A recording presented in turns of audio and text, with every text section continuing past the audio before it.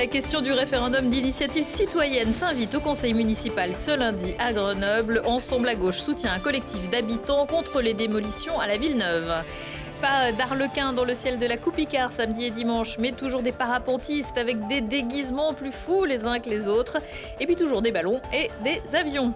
Et puis les journées du patrimoine qui se tenaient également ce week-end, l'occasion d'aller à la rencontre d'artisans qui font partager leur métier et leur passion, comme cette ébéniste voironnée. Bonsoir à tous, ravi de vous retrouver dans ce JT du lundi 23 septembre 2019. Toutes les heures à partir de 18h, l'essentiel de l'actualité du Grand Grenoble en moins de 10 minutes. 3 semaines après la rentrée scolaire, les élus municipaux de Grenoble se sont retrouvés sur les bancs de la salle du conseil lundi. Pas facile pour tout le monde d'éteindre son téléphone portable et d'écouter ses petits camarades. Dans une question orale, Guy Tucher du groupe Ensemble à gauche a demandé au maire pourquoi il ne lançait pas un référendum d'initiative populaire, un RIC, comme le lui demandaient des habitants du quartier de la Villeneuve qui protestent contre des démolitions au titre de l'ANRU. Et la réponse n'a pas eu l'air de lui convenir. Est-ce que sa réponse finalement vous a satisfait ? Pas du tout, parce qu'il a été excessivement méprisant. C'est-à-dire que il m'a déconsidéré, il m'a sali pour pouvoir mieux me dominer. C'est une technique politique, c'est-à-dire il m'a accusé d'être malhonnête, etc.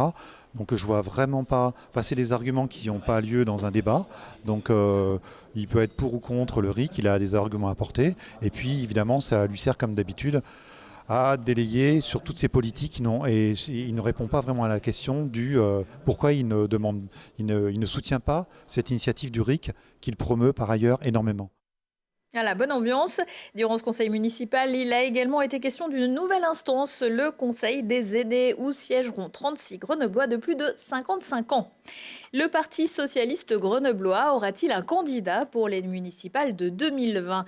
Lors de son assemblée générale, vendredi, la section locale devait décider de la stratégie à adopter, alors même que les instances nationales avaient décidé de suspendre le processus de désignation. Résultat, 82% ont voté pour suivre la stratégie d'Olivier Noblecourt, ancien premier adjoint de Michel Destot, aujourd'hui délégué interministériel à la lutte contre la pauvreté. Aucune voix n'a été accordée à une éventuelle alliance avec Éric Piolle ou Émilie Chalas, et seulement quelques-unes à Marie-Josée Sala, conseillère municipale, qui proposait une liste PS ouverte. Certains adhérents ont quitté la réunion avant la fin.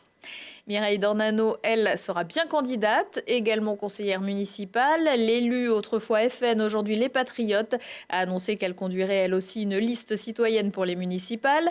Pour l'aider à construire son programme, Mireille Dornano va même lancer une consultation, un texte qui sera distribué à plus de 5000 exemplaires aux Grenoblois. Journée d'action pour la défense des retraites demain mardi. Des perturbations sont attendues sur le réseau SNCF. Si le service des TGV ne devrait pas être touché, en revanche, un TER sur 3 serait concerné. De légères perturbations à prévoir également sur le réseau TAG, les transports en commun de l'agglomération grenobloise. Trafic également perturbé par la manifestation intersyndicale qui s'élancera de la gare de Grenoble à 11h30. Un défilé, mais dans le ciel de Saint-Hilaire-du-Touvet et de Limbin à l'occasion de la 46e Coupe-Icare qui s'est achevée dimanche sous le soleil. Les oiseaux de mauvais augure qui avaient annoncé des orages en auront été pour leurs frais. Retour sur cet événement que le monde entier nous envie. On le ventile à froid, donc on le remplit d'air froid à l'aide du ventilateur. Une fois que le ballon est suffisamment ventilé, c'est là qu'on va chauffer l'air avec la flamme du brûleur et c'est là qu'il se lève. La boîte, c'est d'essayer de trouver des vents. On décolle d'un point, donc ce matin d'ici, et au bout de 20-25 minutes, on arrive à se reposer quasiment au terrain de décollage. Donc c'est pas tous les jours qu'on retombe au même endroit. Et puis bon, moi j'avais une obligation, c'est que je suis parti avec les clés de la voiture, parce que normalement on part et le véhicule doit nous suivre pour nous ramener. Il n'y a pas d'exploit, c'est un impératif. C'est le point d'orgue de la Coupe-Icare. I-Carnaval est une communion entre le public venu en masse et des dizaines de mordus de parapente venus présenter leurs incroyables déguisements issus des 4 coins de la planète Volly.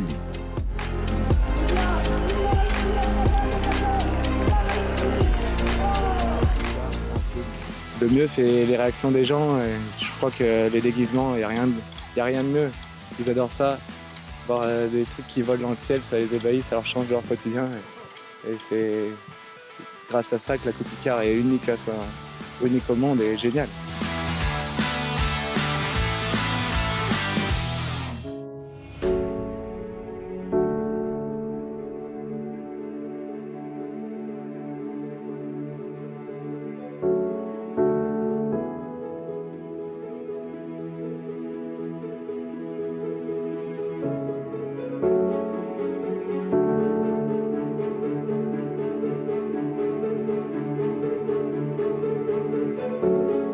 La 46e, c'est fini. La 47e, nous y serons, vous y serez. Rendez-vous en septembre 2020.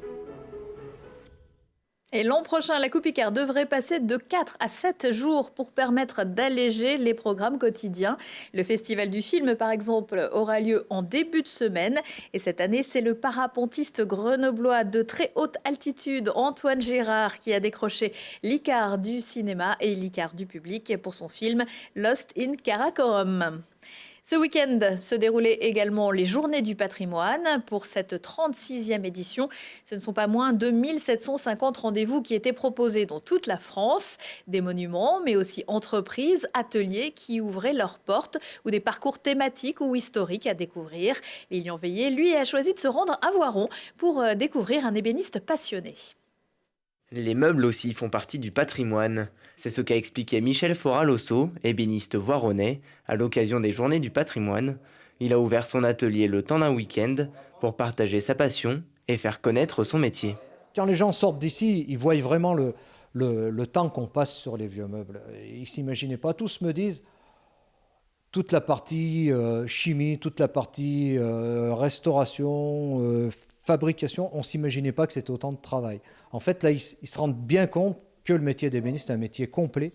Spécialisé dans la restauration de vieux meubles, Michel Foralosso a appris le métier avec son père, ébéniste lui aussi. Au fil de la matinée, le Voironnais a présenté les différentes étapes de fabrication et de restauration des meubles à un public attentif. Vous essayez, vous voyez, c'est... Ah quand même, c'est dense. Hein.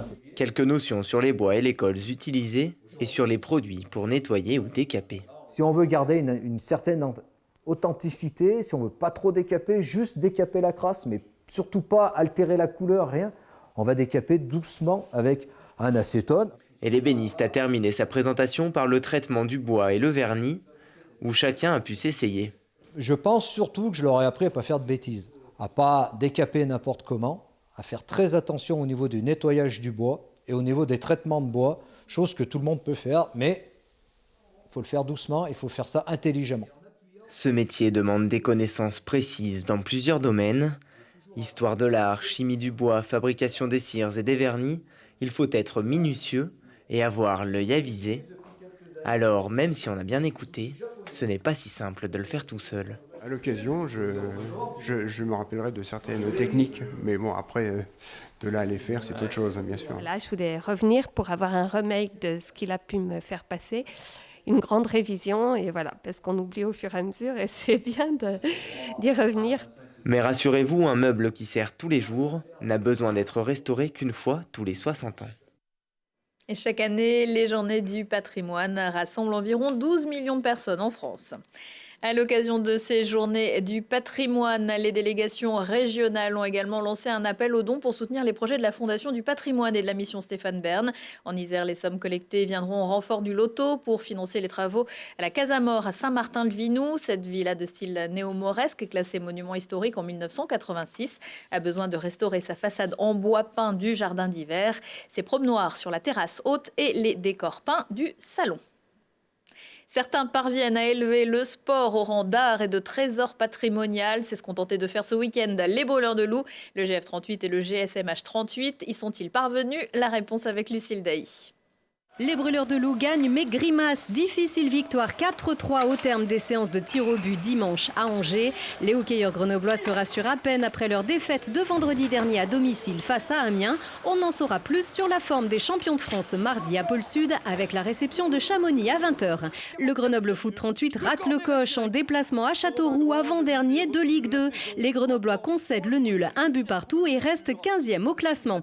Et puis ça ne veut pas non plus sourire à nos Grenoblois qui disputent la Coupe du Monde de rugby au Japon. Ni à Andriy Ostrikov, le deuxième ligne, battu avec la Russie par le Japon justement, ni à Leva Fifita, battu avec les Tonga par l'Angleterre. La bonne nouvelle vient de la halle Pablo Neruda à Saint-Martin-d'Air, où le GSMH gagne contre Sarrebourg-Moselle 27-25 et signe un joli 3/3 et une seconde place au classement de ce championnat de National 1. Plus d'infos sur ces rencontres et celles à venir dans G-Sport mercredi à 21h.